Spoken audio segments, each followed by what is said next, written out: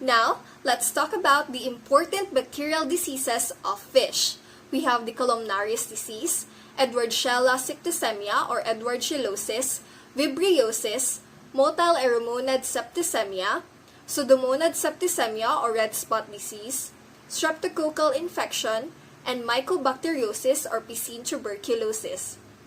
So for our first disease, we have the columnaris disease, which is caused by Flavobacterium columnare, or previously named as Flexibacter columnaris. It is an opportunistic pathogen that is widely distributed in the water. So it results from injuries of the fish or physical or nutritional deficiencies. Outbreaks are affected by factors such as temperature and stress. So dissolved cations such as sodium, potassium, calcium, and magnesium enhance their infectivity. So species affected includes ayu, tilapia, carp, channel catfish, goldfish, and rohu. So for the pathogenesis or effects on hosts, F. columnare attacks fish primarily through the gills or abraded epidermal areas. Once the pathogen is established, proteolytic enzymes break down the skin and muscle to open necrotic lesions. The bacterium appears systematically after extensive tissue necrosis. Gill lesions may cause respiratory difficulty and the fish eventually dies. Body lesions are subject to secondary infection by other microorganisms. Fish that survive the infection may become carrier of the disease. So for the gross signs, the first sign of infection is the emergence of a white spot on some part of the head, gills, fin, or body surrounded by a zone with a distinct reddish tinge. So there are circular lesions which spread from a single focus in all directions at the same time. So lesions are more necrotic on the gills. On the skin, they develop into hemorrhagic ulcers with an overlying seroma of bacterial cell and necrotic tissue. So for the histology, epidermal spongiosis, necrosis, and ulcerations were found. For the diagnosis, columnaris disease can be presumptively diagnosed from disease signs on the skin and gills and from squash preparations from scrapings of the affected areas. So wet mount preparations of infected tissues reveal a slow gliding movement of bacteria that form column-like masses, giving the disease its name. So for the microscopic examination of lesions, it shows the presence of long, slender, possibly filamentous, rod-shaped gram-negative bacteria. So on solid media, it is characterized by yellow-green, flat and rough spreading colonies that adhere to the media. F. columnare can also be identified from fish and water using indirect fluorescent antibody technique. So for the prevention and control of the columnaris disease, this include vaccination, lowering water temperature, addition of competitive bacteria like Citrobacter fecondi and Aeromonas hydrophila, copper sulfate dip at 40 mg per liter for 20 minutes or 500 mg per liter for 1 minute, oxalinic acid dip at 1 mg per liter for 24 hours, and sulfamerazine and oxytetracycline at 220 mg per kilograms per day for 10 days, followed by 50 to 75 mg per kilograms per day for 10 days. Next, we have the Edwardshella septicemia or Edwardshillosis that is caused by Edwardshella tarda. So this can be found in warm summer months, and it is from intestinal contents of carrier animals such as snakes, eel, and catfish, and some amphibians and reptiles. So for the factors, this include high temperature, poor water quality, and crowding. For the gross signs, E. tarda infection is characterized by the appearance of small 3 to 5 millimeters cutaneous or skin lesions dorsolaterally from along the back to the side on the body. So this progresses into lesions, into abscesses, and obvious convex swollen areas. So skin loses pigmentation, and when in size, it produces a foul-smelling gas. So the lesion contains large amounts of necrotized or dead tissue. Internally, there is generalized hyperemia and enlargement of the liver and kidney. So histologically, the lesion is characterized by focal necrosis from muscle, hemopoietic tissue, and liver parenchyma to perforate the abdominal wall. So other signs include loose mobility of the caudal or tail portion of the body. So for the diagnosis, bacterium is easily isolated from muscle and internal organs of clinically diseased fish or most general purpose media such as brain-heart infusion agar and tryptic soy agar. So small punctate colonies develop in 24 to 48 hours on inoculated media. For the prevention and control, improve water quality, reduce stocking density, and oxytetracycline at 55 milligrams per kilogram fish for 10 days. Third one, we have the vibriosis, which is caused by Vibrio agenolyticus, Vibrio anguillarum, and Vibrio vulnificus. So this can be found in warm summer months, in high stocking densities, or salinities, organic loads, and stress. So there is 50% mortality or higher in young fish. So species affected include grouper, rabbitfish, milkfish, sea bass, and sea bream. So the initial signs of the disease include anorexia or loss of appetite, with darkening either of the whole fish or of particular areas of the dorsum or at the back.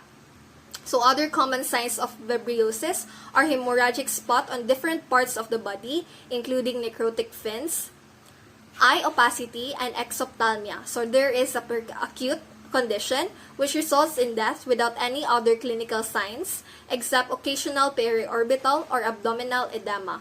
So for the chronic condition, it is characterized by very pale gills and large granulating lesions deep in the muscle. So there are large necrotic lesions in the middle of the muscle mass. In hatcheries, the presence of red spots in tanks is a sign of Vibrio infection. So for the diagnosis, squash preparations of kidney, liver, spleen, necrotic muscle tissue, and other organs reveal the bacterium. So pure culture using BHIA, nutrient agar, and TSA, provided they contain 1 to 2% sodium chloride. So thiosulfate citrate bile salt agar, or TCBS, is a medium that selectively promotes growth of pathogenic Vibrios while inhibiting other bacteria. So for the prevention and control, these include oxytetracycline at 77 milligrams per kilograms of fish or nitrofurazone at 56 milligrams per kilograms of fish for 10 days, and lastly, vaccination. Next, we have motile aeromonad septicemia, which is caused by Aeromonas hydrophila, Aeromonas caviae, and Aeromonas sobria. So for the epidemiology, 80% mortality among physically stressed, nutritionally deficient, anoxious, or injured young fish. So older fishes are less susceptible. Species affected include tilapia, milkfish, goldfish, catfish, snakehead, goby, climbing perch, gourami, and mullet. So for the gross signs, external signs of motile aeromonad septicemia vary from darkening in color, enlargement of the abdominal area, to an extensive superficial reddening of a large area of the body, often with necrosis of fins or tail, and extensive ulceration over a considerable portion of the flanks or dorsum. So as you can see here in the figures, so this is an Oreochromis niloticus with Aeromonas hydrophila infection, and note the enlarged abdominal cavity. For the second picture, it is the same O. niloticus with hyperemia and enlarged abdominal cavity due to Aeromonas hydrophila. So there is also shallow ulcer and brown surface, which may go brown as it necrotizes or decays. So other signs include scale loss, mouth sores, exophthalmia, and eye opacity. So internally, there may be dropsy, hyperemia, and the congestion of the internal organs. So for the pathogenesis or effects on hosts, transmission occurs through the mouth but may also enter through the skin or gill abrasions. Organisms multiply in the intestine or at the site of invasion and are spread via bloodstream. So internally, there may be ascitic fluid, anemia, and damaged internal organs. So for the diagnosis, squash preparation of the kidney is useful when searching for the etiological agent of the disease. The organism appear as rod-shaped bacteria. A few are coccoids or short rods in form, usually in a single or pairs but rarely in short chains or filaments. So they grow well on most common laboratory media such as BHIA, TSA, and NA. So for the prevention and control, avoid overcrowding. Next, we have the Pseudomonas septicemia or the red spot disease, which is caused by Pseudomonas fluorescens, Pseudomonas anguilliseptica, and Pseudomonas chlororaphis. Species affected include milkfish, goldfish, and tilapia. External signs of Pseudomonad septicemia have similarities to those induced by gram-negative bacterial pathogen of fish. The disease causes small hemorrhages on the skin, around the mouth and opercula, and along the ventral or abdominal surface. The body surface may ooze blood and slime in severe cases, but there is no reddening of the fins or the anus. Pseudomonas species enters the host either through the oral route or through broken or abraded skin and damaged gills. The organism is carried throughout the fish body via the bloodstream. The bacteria and their toxin damage body tissues, organs, and functions. So the organism can usually be isolated from the kidney and other internal organs of affected fish as well as from the lesion. So they grow well on most common laboratory media such as BHIA, TSA, and NA. So GSP agar or Pseudomonas aeromonas selective agar is a medium that selectively promotes growth of Aeromonas and Pseudomonas and inhibits growth of other bacteria.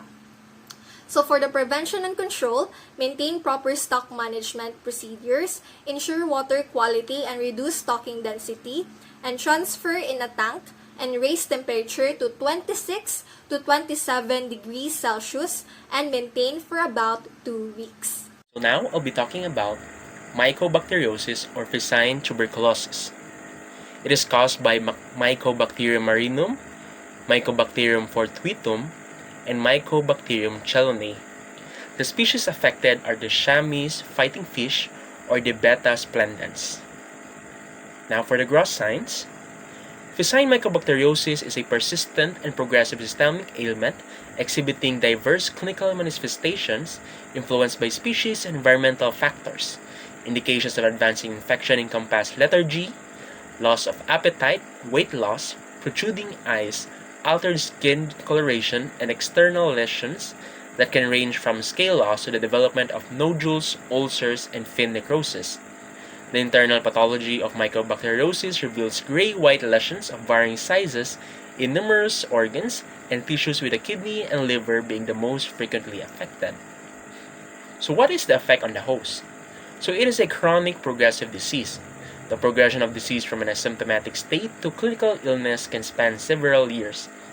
In the initial stages, there is a noticeable fading of pigment accompanied by sluggish behavior and a decline in appetite. Skin ulcers emerge and manifestations such as fin and tail rot, along with a scale loss, may become evident. Nodules may develop in both muscle tissue and internal organs, potentially leading to outcomes such as emaciation, edema, and peritonitis. Furthermore, the infection can extend to the skeletal system, manifesting in deformities. Subsequently, increased mortality rates become observable.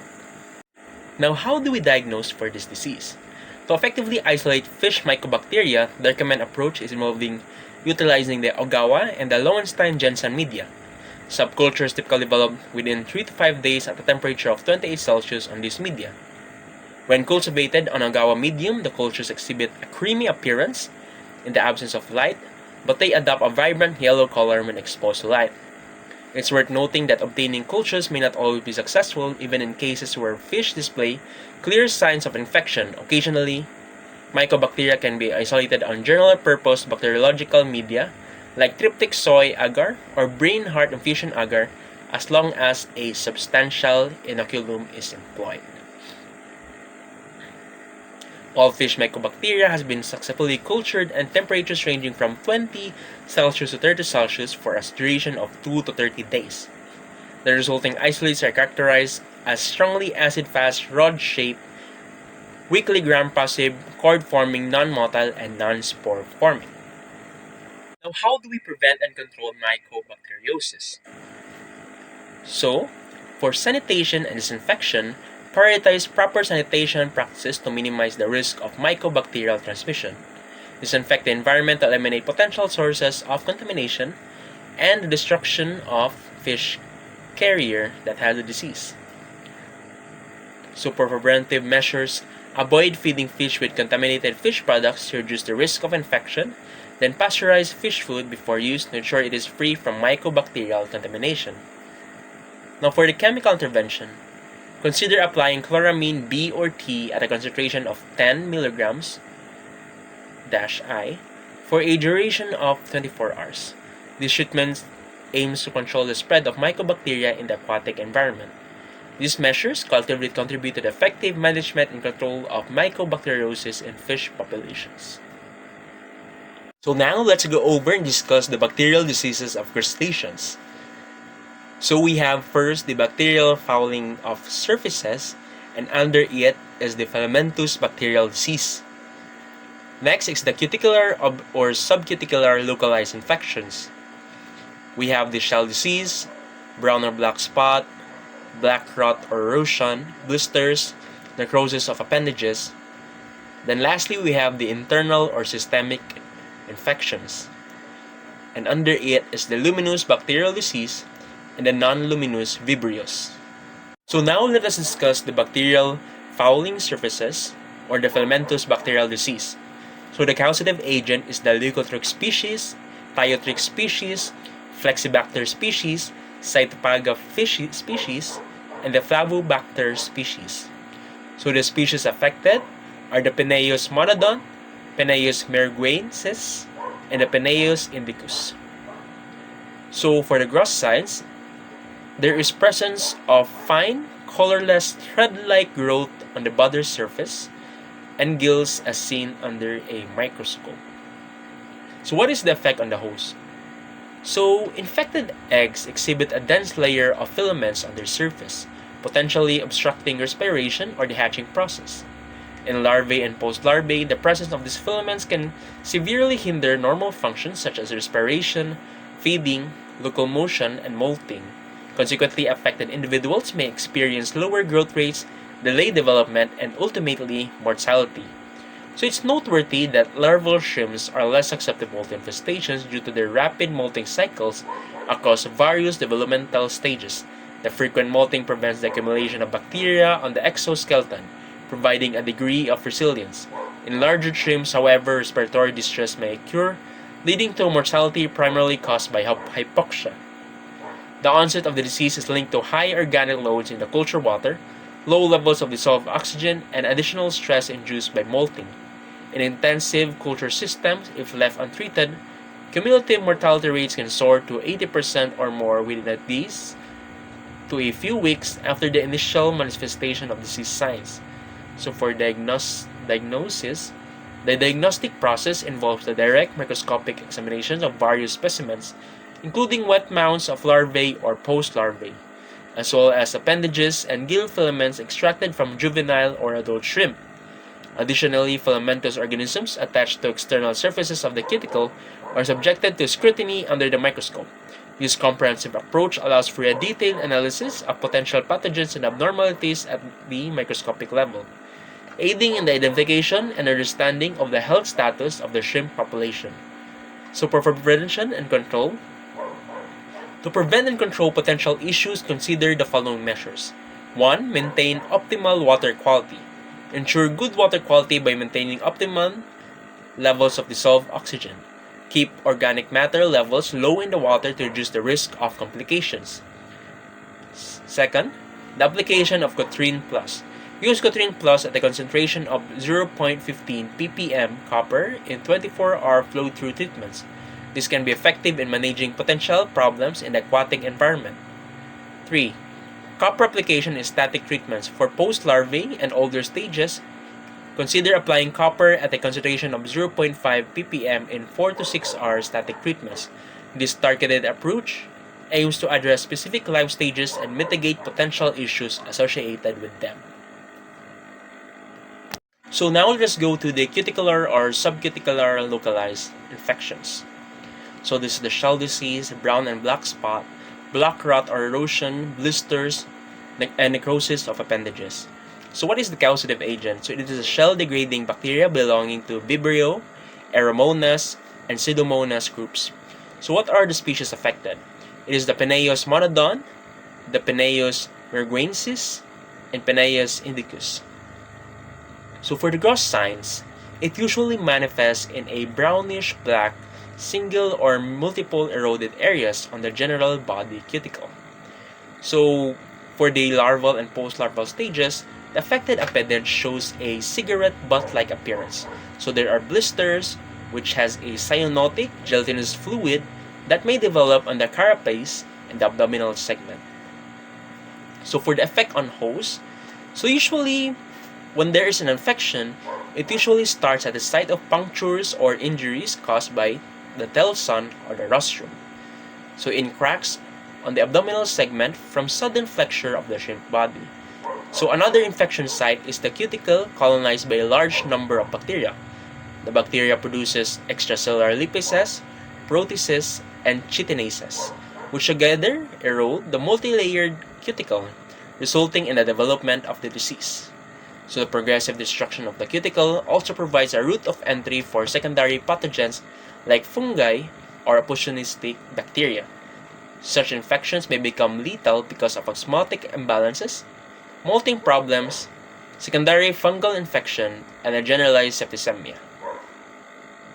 So the affected shrimp may become susceptible to cannibalism or dies from stress and energy exhaustion. So how do we diagnose this disease?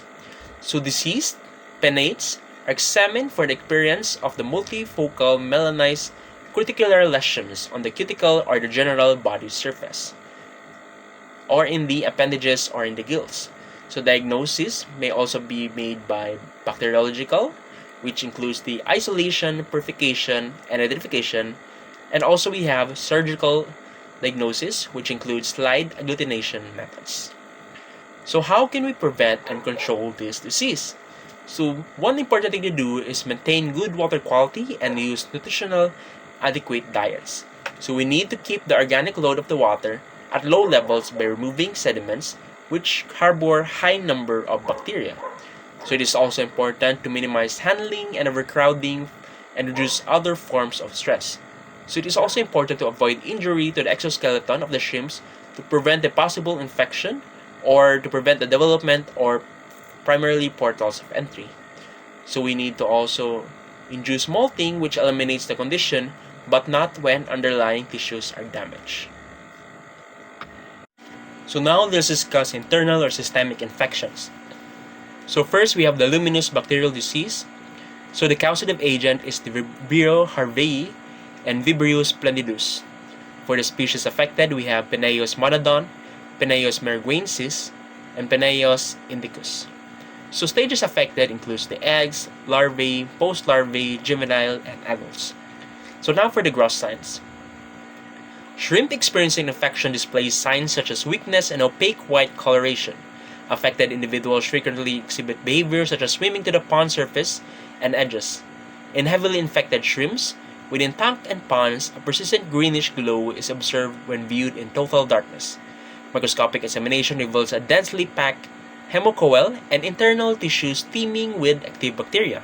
The symptoms collectively indicate a serious bacterial infection impacting the overall health and behavior of the shrimp population. So what is the effect on the host? So the hepatopancreas is the primary organ affected by the infection. This pathological examination reveals pronounced inflammation in and around the hepatopancreatic tubules throughout the entire organ. In larger animals, melanized lesions are specifically identified in the proximal region of the hepatopancreas. These lesions detrimentally impact the digestive function of the organ as the necrotic area ceases to function. Complete necrosis and dysfunction inevitably lead to mortality, while partial dysfunction manifests as slow growth due to impaired ability of certain tubules to perform digestion, absorption, and storage functions. In cases of systemic infections, mortality rates may reach up to 100%. So for the diagnosis, the disease can be detected by bacteriological, which includes isolation, purification, and identification. Histological, which includes demonstration of rod-shaped bacteria in tissues of diseased shrimp. and surgical, which includes slide agglutination, fluorescent antibody technique, or FAT, and the enzyme link immunoabsorbent assay, or the ELISA, using specific antibodies methods. So for the prevention and control, it is important to disinfect coming water in use filtration equipment, use only previously disinfected water. It's important to wash the eggs, siphon out sediments and debris, disinfect infected stock first before discarding, wash and disinfect hatchery, use microbially mature or aged seawater, use immunoprophylaxis or vaccination, apply commercially available probiotics, use low salinity rearing water and reservoir, practice crop rotation, and the disease may be prevented by rigorous water management and apply antibiotics only as a last resort. So now let us discuss the non-luminous Vibrios. So the causative agent is Vibrio parahemolyticus, Vibrio alginolyticus, Vibrio anguillarum, Vibrio vulnificus, Vibrio damsella, Vibrio fluvialis, and Vibrio penaecida. So for the species affected, we have the Penaeus monodon, Penaeus vanamae, and Penaeus japonicus. So for the gross signs. So affected shrimp may exhibit erratic or disoriented swimming, interspersed with periods of lethargy. A notable loss of appetite is observed accompanied by signs of severe stress, such as opaqueness of abdominal muscles, anorexia, and expansion of chromatophores. In larval and early post-larval stages, additional indicators include melanization, necrosis of appendage tips, and the presence of numerous swarming bacteria visible in the hemocoel or moribund or the weakened shrimp. Due to the diminished appetite, fecal strands are absent and the gut is empty.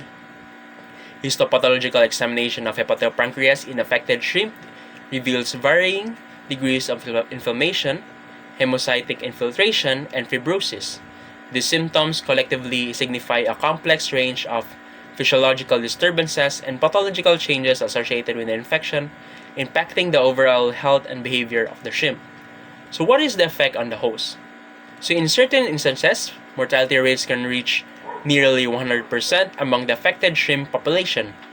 Vibriosis, in the majority of cases, is secondary, meaning it occurs as a consequence of other primary conditions. These primary conditions may include the other infectious diseases, nutritional diseases, extreme stress, wounds, and other contributing factors. The complex interplay of these factors underscores the multifactorial nature of vibriosis and highlights the importance of addressing underlying issues to effectively manage and prevent the spread of the disease within the shrimp population. So how can we diagnose this disease?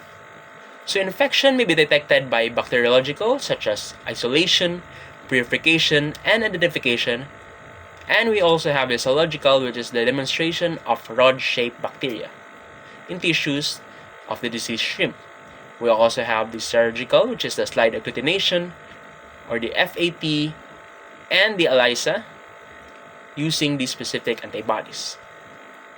So we also have the polymerase chain reaction, or the PCR test possible. So for the prevention and control, it is important to maintain good water quality and use nutritionally adequate diets. Minimize handling and overcrowding, reduce the effects of other forms of stress. Apply commercially available probiotics, use low salinity rearing water and reservoir, practice crop rotation, and install green water culture system and other system modifications. Perform immunoprophylaxis or vaccination, then the disease can be treated with rigorous water management, and lastly, apply antibiotics and antibacterial substances only as a last resort. That is all. Thank you.